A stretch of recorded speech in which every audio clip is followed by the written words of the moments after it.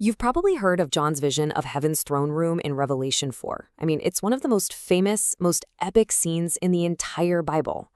But what if all that cosmic imagery isn't about some far-off future? Today, we're going to dig into a fascinating interpretation that plants this heavenly vision firmly in a very real historical event. You see, for centuries, people have latched onto that one phrase, come up here. And for many, it points directly to the rapture, that future moment when believers are supposed to be whisked away into heaven. And look, that's a really powerful idea. But what if that's not what it means at all? Yeah, I know how that sounds, climbing stairs. But what if this grand, divine invitation wasn't about floating up into the clouds, but about the simple, physical act of walking up a flight of stairs? That one, kind of weird question, it's the key that unlocks this whole other way of looking at it. So, to get our heads around this, we have to do a bit of a mental shift. Instead of looking forward into the future, we're actually looking back to a very specific place and a very specific time. Jerusalem, right around 30 AD. So, in this view, come up here is a literal command, but not for some spiritual flight.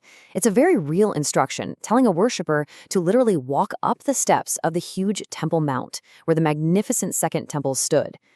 Think about it. To get inside, you had no other choice. You had to go up. And this is a really crucial detail. See, the temple wasn't just some flat building. It was designed with these tiered courts, and each one was physically higher than the one before it. So just the act of getting closer to God's presence meant you were physically climbing up, step by step. The whole experience was an ascent. Okay, so this brings us to the absolute foundation of this whole interpretation. This powerful, direct link between the vision of heaven and a real, physical place you could actually walk into. All right, here's the central idea, laid out plain and simple. The argument is that this vision isn't about the future. It's an allegory, like a symbolic replay of things Jesus actually did during Easter week in the Jerusalem temple. The heavenly scene becomes a kind of spiritual mirror reflecting a real-world event. So this is how it all maps out. On one side, you have the symbolic world of the vision in Revelation. On the other, you have the world of reality, the Easter story.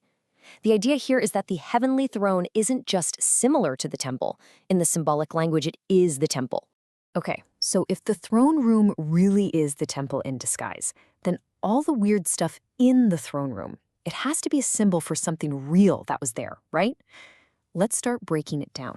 All right, first up, the 24 elders. In the vision, they're sitting on thrones around God. Well, check this out.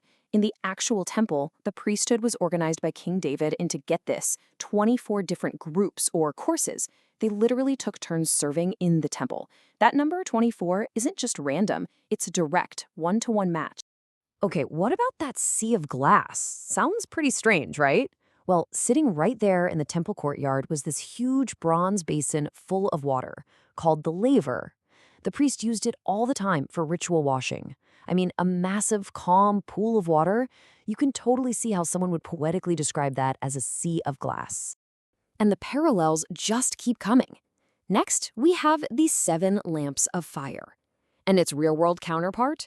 Well, it's pretty obvious, isn't it? It's the iconic 7-branched menorah, that huge golden lampstand that was one of the centerpieces of the temple. The connections are just lining up. Okay, the parallels so far are pretty compelling. But now we get to the weirdest part of the vision, the 4 living creatures. These are often the toughest symbols to figure out. And believe it or not, in this interpretation, these bizarre creatures are the key that unlocks the entire thing.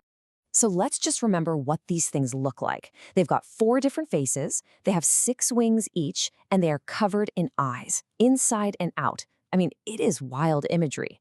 But every single detail is there for a reason. And to figure them out, we have to look at what the wings and the eyes are meant to symbolize. Okay, let's start with the wings. Now, think back in history. How was God's presence represented? By the Ark of the Covenant. And what was special about it? It was designed to be carried, which made God's presence mobile. So if you're writing in symbols, what's the best way to show mobility? Wings, right? All right, now for the eyes. This one's a little more direct. The creatures are full of eyes. That's a pretty powerful and straightforward symbol for, the ability to see. So we've got our 2 key symbols, mobility, represented by wings, and sight, represented by eyes. Okay, so this is where it all comes together. We have to ask the big question. If these creatures are symbols for mobility and sight, then who was in the actual Jerusalem temple during that exact time who desperately needed both of those things restored? And boom, there's the answer. The key that cracks this whole code is sitting right there in the Gospel of Matthew. The blind, who needed sight, and the lame, who needed mobility, came to Jesus in the temple. And what happened? He healed them. So think about what this means. Those 4 bizarre winged, eye-covered creatures, they're not some kind of futuristic angelic beings. They're an incredibly deep symbol for the actual human beings that Jesus healed right there in the temple, giving them back their sight and their ability to move. Suddenly, the vision isn't a prophecy about the future. It's a symbolic testimony to something that already happened. Okay, that is a wild ride, right? We've decoded the symbols, but so what? What's the point? Why tell the story this way? Why does any of this actually matter? Well, looking at it this way actually has some huge implications.